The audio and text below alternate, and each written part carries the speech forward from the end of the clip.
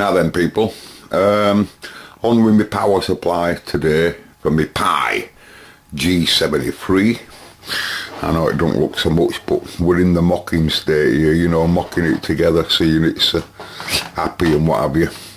And my first point of call is to see on how much current the whole thing pulls from the mains, so that I can give it a mains fuse, and then I'll measure the current in its zero part of the 2270s that's coming from here, and then I can give it a secondary fuse, so that then whatever I'm doing then with the amplifier, this fella will always be protected, all of these guys.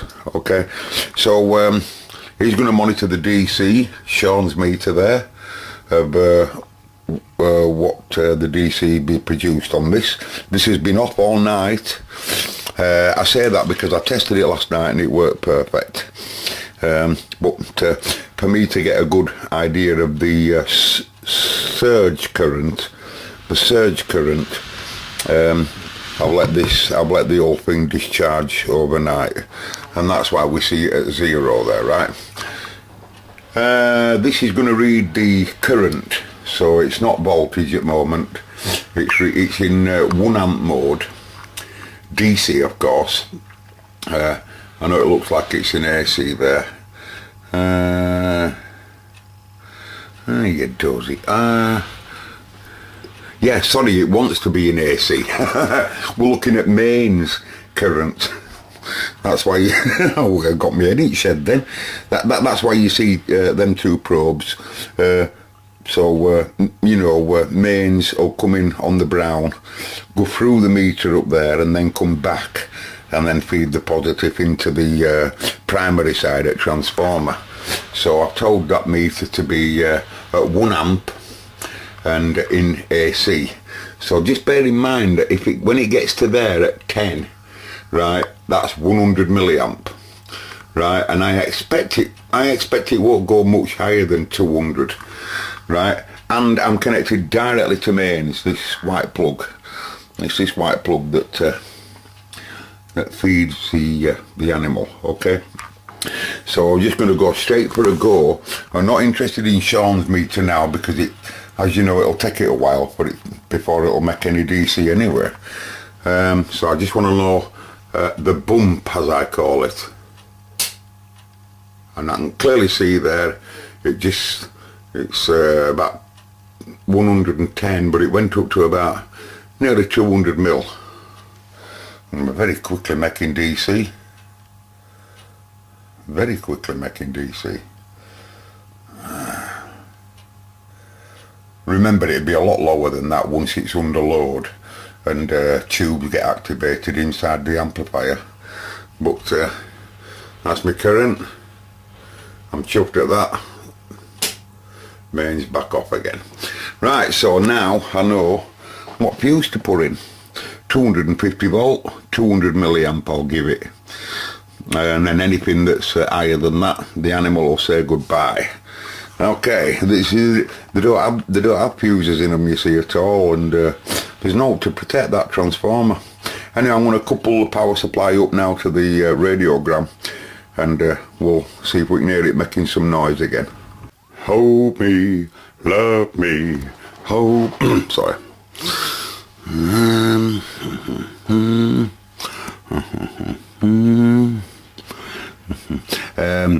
Ground, positive at PA strip at audio output transformers, B plus positive, heater supply.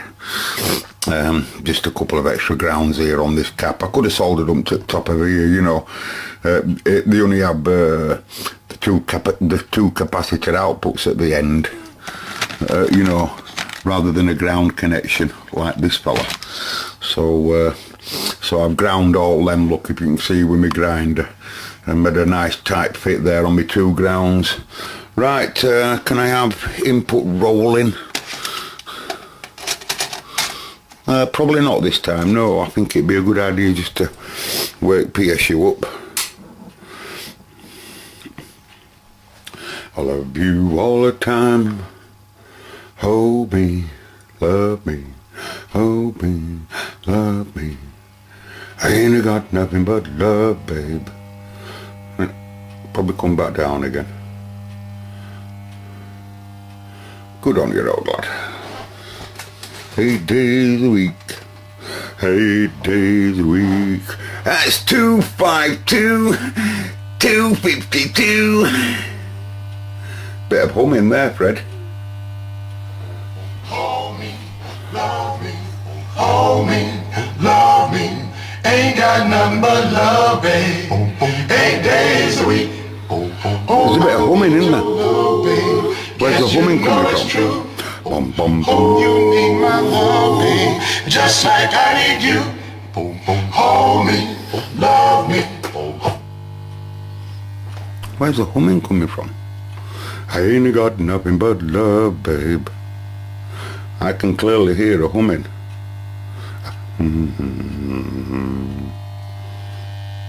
Is it because you're so close to him?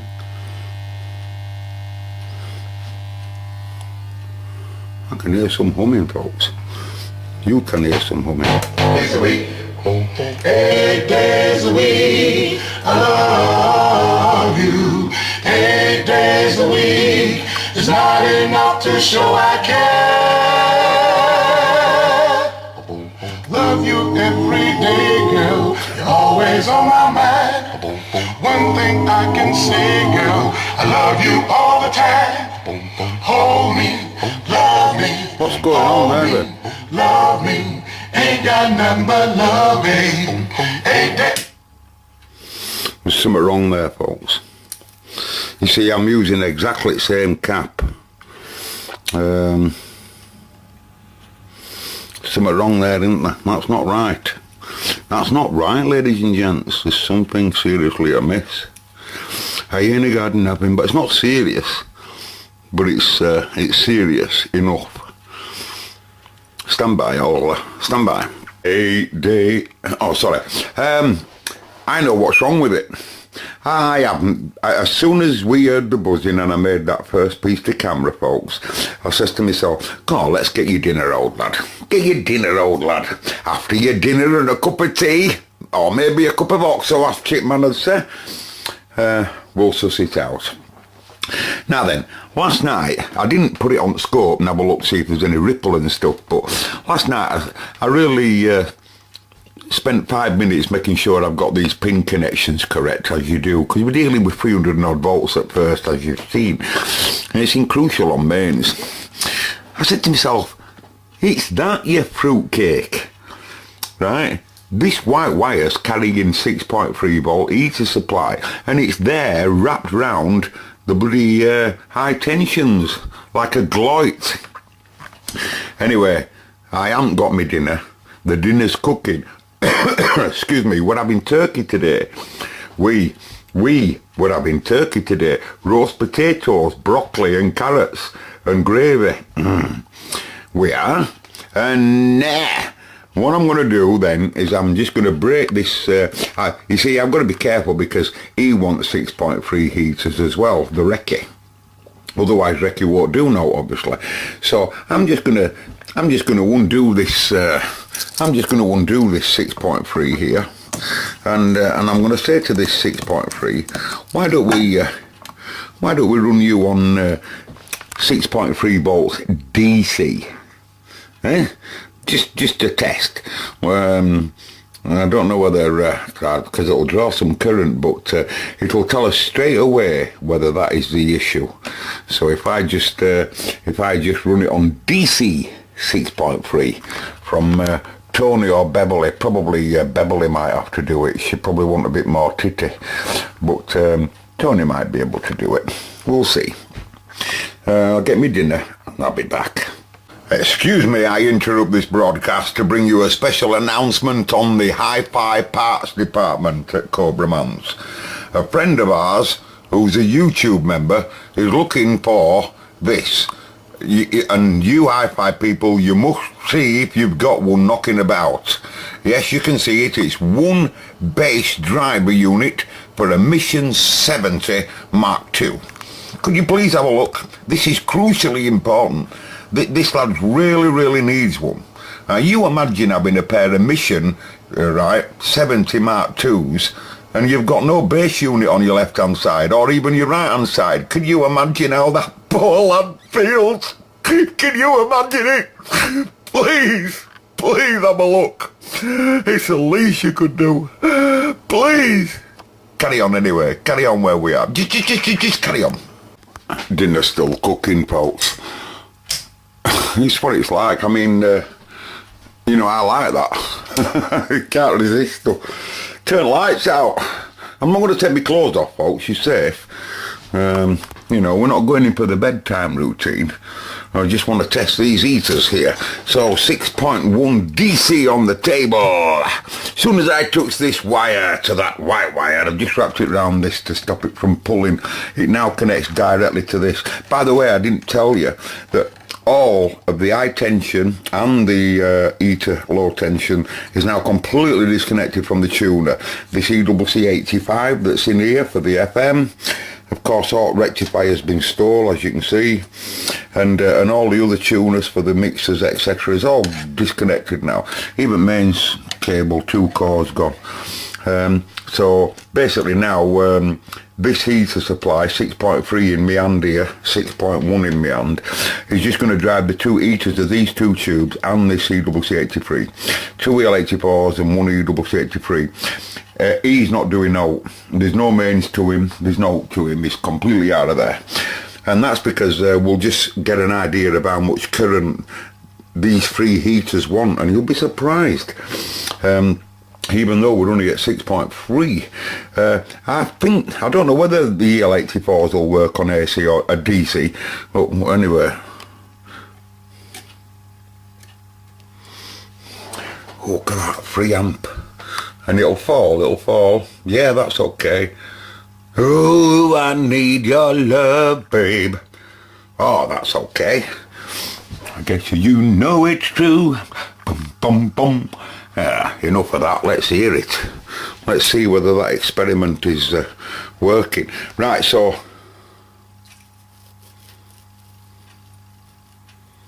Hang on a minute, we might have an issue here. It's still humming, but this isn't too happy.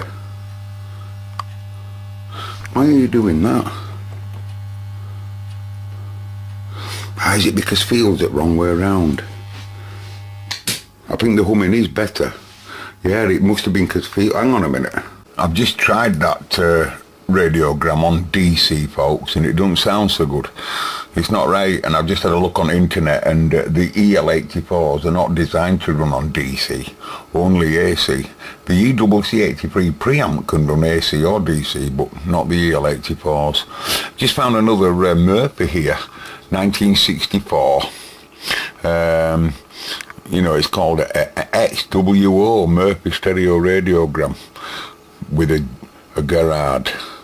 Now, you can see there he wants 125. I can assure you I'm not going anywhere near it, but the point is, it's the same animal. It's just different model, but it's the same animal. It's the same animal that my 3-valve wonder, as I call it. You see, you're probably wondering why I'm playing with the Pi G73. It's because I still haven't decided just what tubes I'm going to use. And if you remember on my 25-pound valve amp, I'm using one of these chassis here, or part of it, the power amp part, which is ECL82. Oh, right. Whereas the other one there is EL84, you know. But the preamp arrangement, of course, is totally different. But so far, this particular animal beats it. This one is the best so far. To my ears, I like this one the best. And if that were closer, like, and much cheaper, I'd have bought that and all, just to have all spare transformers and everything, you know. Now then, ladies and gentlemen, I'm on the strip down of this. It's sad, I think. It's really sad, me, you know, doing this. You know, there's a big part of me that hates doing it. when you get a fully working radiogram like I've got here, and then he gets in and starts dismantling it. Well, there's two things to say. Number one, the cabinet went about 2 weeks ago, and it's not with us anymore. Number two, the cabinet wasn't right nice anyway. Number three, I haven't got the room for the... But he said there's only two, just carry on. Number three, I haven't got the room for a radiogram anyway, but I have for the chassis. And number four, I really need to learn about valves. I love valves. I'm quite addicted to them. And I've only got 20 quid in it. So you've got to look at it from my point of view. I'm just saying that to my conscience, not you. I'm saying it to you as well. Right, I know it looks a bit tatty, but what we're on with here now is we've stripped out the PSU, as you can clearly see. And the PSU's in demo mode. It did not, the PSU perfectly passed its MOT. You can't really see it really, but it did pass its MOT, but there was some humming. I could hear some humming. I think I've got that on video, so I'll let you listen to that. Now I now know exactly why it was humming, but I'll probably bring you that on another video. And that the reason for that is because we'll see it. You know, I won't know until I get it all back together, really, whether I'm correct on that. But anyway, you can clearly see how I'm soldering some wires here. You see this ground here, and basically what this is now is to just suss out the wires that's doing all the work of just driving the PA system.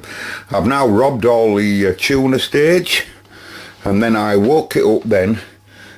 So we've got no heaters going on to tuner strip, and we've no high tension going on tuner strip.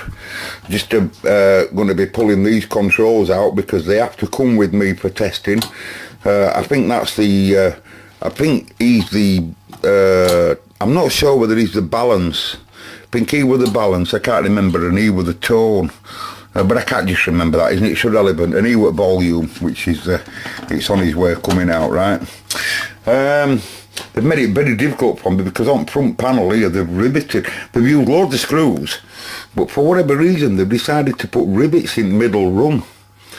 This really makes it difficult because it means I have to remove this switch gear, right, before I take off the front panel.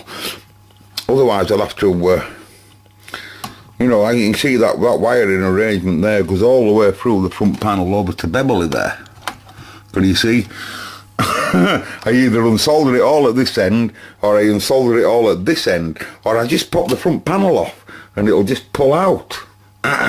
Life ain't so easy, folks. But let's not worry about that now. We need to worry about these high tensions here and where they connect up to the two audio transformers. So you can clearly see that he normally did bolt up here, and I've pulled it back out of the way, and this is its other guy here. And like I say, there's two positives to these. There nearly always is on all of them that I've messed with. And this red one's one main positive, if you like. And you can clearly see he connects to both of the transformers, the same pin on both, because he's supplying high level. And this fella here is also supplying high positive, but the only difference is it has to go, one of them splits up into two and goes through one of these big wire wound pot resistors to one pin on one transformer, and then same again on the other through that big one. But also it also feeds high tension here, B plus to PA, I believe, right? In fact, I'm positive it does. Or it's this orange one down here that comes back from primary to audio transformer. I'm not so sure, but we will, because it's pen and paper time now. I won't bore you with that, but I have to draw a diagram now. Some of my friends don't do that, by the way. They get a snap camera. I've got one. I've got a high resolution snap camera, you know, and they just take loads of high resolution photographs. But I like to draw a diagram, and the reason for the diagram is because it's much easier for learning, I think. You can clearly see how things work. I'm learning. Them that take the snap photographs, they tend to be pros. That's all right if you're stripping something down, like, you know, like some, you know, that you haven't normally worked on, like that. So let's just say that you don't commonly work on, and you want to just see exactly how layout goes back. I use it for that, you know, stuff like that. But when it comes to this sort of thing and learning about how it's connected up, just best to draw a diagram, innit? So just going to draw a wiring diagram. I'm not drawing a diagram of the PA. I'm just going to draw a wiring diagram of how this couples up to PA, up to power supply. I won't bore you with that, folks. While I can remember, bit of brute force, bending it down with exhibit Fs. It's terrible, isn't it? But hey, and that. You know, because you don't want to be making too much work at this time until I draw it all out properly, you know. I'm just going to work on wiring rather than working on the circuit itself at the moment, which is just for me, Mark, on the speaker wiring. I'm just about to pull the PA out. So this green here goes to the to an earth tag, and it just links up to another earth here. Can you see that? Right, that green there I'm on about just comes out of there, goes to ground, and then I think it's on the pickup input here. The other two connections are obviously speakers, and it's using the two positives on purple. One that goes, it'll probably taking it, that'll be feedback. That'll be feedback wire, and that'll be speaker output, positive. The negatives are just tied together, and they of course go to ground, and also couple up to this green here, which goes to deck. Where does the green come from? Oh, it comes from speaker cable, from transformer, which links also directly to green on the other side here, right? And on the other one, they're using yellow for positive. So one positive comes from transformer, and that yellow will be feedback for other. So I'll just snip them off. Yeah, it's changed a little bit from when you last saw it, hasn't it? Well, it's changed a little bit, people, because here we are on one of my jumpers. Yeah, it's one of my jumpers, and it's turning into a workshop. There's my two audio output transformers. These wires on end are just to remind me which side is speaker output, and the feedback arrangement is also taken from that point as well. And in this case they've used yellow for one channel and purple for another, but they're both absolutely identical to these guys, and you know, they're good enough to produce, I would have thought 6 watts. Doesn't sound a lot, does it? But it's enough. Well, it's not enough, but it's enough to build #1 valve amp that I've ever built, if you know what I mean. It's a pleasurable sound, and it's great interest. And my back's killing me as I speak because of me problem, like. But I'm like crouched in a lovely position with some pillows underneath me. Please excuse any spelling mistakes you may see. Now basically what you're seeing there is just a mock-up of the transformers and how they were interconnected, and basically how things actually work, which is high side, it's just one transformer of course here. These are going back to, this is feedback arrangement here, going back to cathode number 3 of the EL84, you know, and this is going to anode. It's important that you know them two connections. Well, it's important you know them all at this sort of voltage, you know. And this is your speaker output, and you can clearly see there where it's speaker output from one end of the transformer there comes out and gets fed back into circuit again.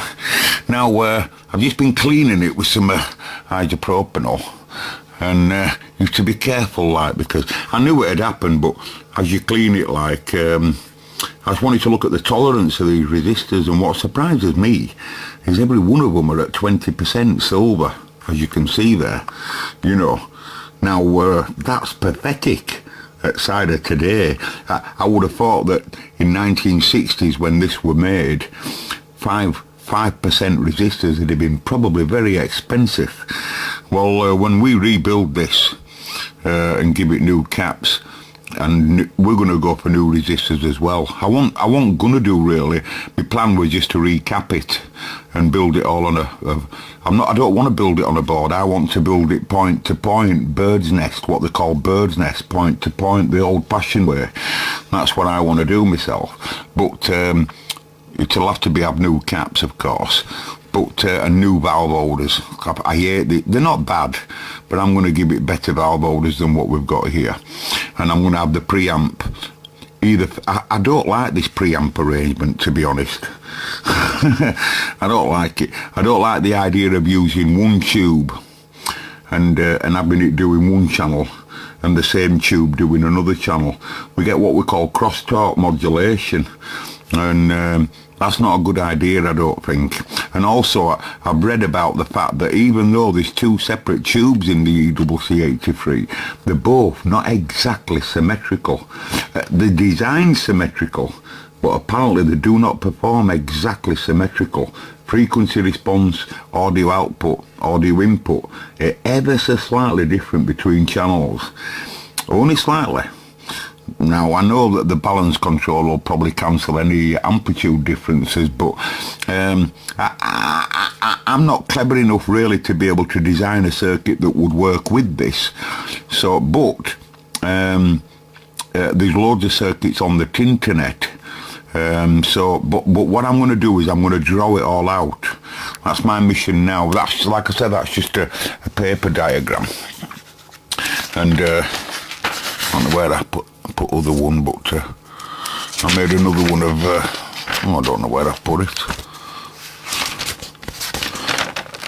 Yeah, that's another one of some interconnections, only small, but we're just looking at one mono state there, you know, and this is how they connect together. But you know, what I'll do now, or when I get a chance, I've got to go to the doctor's later today, and then I don't know what I'll have. But the point is, you can see, look, every one of them are all silver. You know, can you see? You know, all silver. That's pathetic, folks. We should be able to make it sound a hell of a lot better than what it is. And, you know, these nice wire wound resistors, they all have to come into play again. You know, probably some of these we will be using a lot of, well, not a lot, but some of the parts. This tone control, I'd like to ditch that, to be honest. I'd like to get rid of that completely. And like I say, you can actually see the two audio inputs here. If you take a look, these come from the switching arrangement. So in other words, for us, when we switched it to gram, theoretically, these are coaxial cables, and when we switched it to gram, different colour coded for left and right, but when we switched it to gram, theoretically we were putting audio straight into wipers probably, right? And then the output, as you turn the volume up, then comes back on these cables here and goes and feeds audio straight into the EWC83. And you can clearly see, if you look, the negatives are straight to deck, and one audio will go to one grid and the other audio will go to the other grid, and then the outputs will come off the two anodes, because remember, that's a twin triode, the EWC83. So there's the audio inputs for the two channels, i.e. grid, I don't know what grids they are, but one of them will be one grid and one of them will be other grid, and then the audio outputs will come from the anodes, and one of them will drive one of the EL84s and the other one will drive the other EL84. You know, it's not rocket science, is it really? But I tell you, it's brilliant to learn. This to me is an easier circuit to follow than some of the other ones I've been studying. you know, but and I just get bored of right little clean because I'm just mocking this side, you know, and then I'll check to see that they're symmetrical, and straight away I noticed something that's different.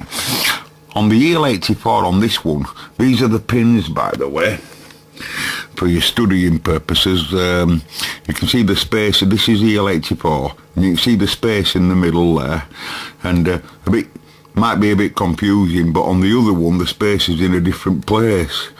You'd think they'd keep them symmetrical for fella that were going to break it down in 60 years time. 50 years, you know, reverse engineer it, but no, I've no manual for this, you see. So the only way is to quite reverse engineer it, really. But anyway, this is pin 1. Pin 1's not used on an EL84, so it's always quite easy to distinguish it. By the way, I've got the pin out on the computer behind me, so I can easily look to see what's what just by looking at the Mullard's website there.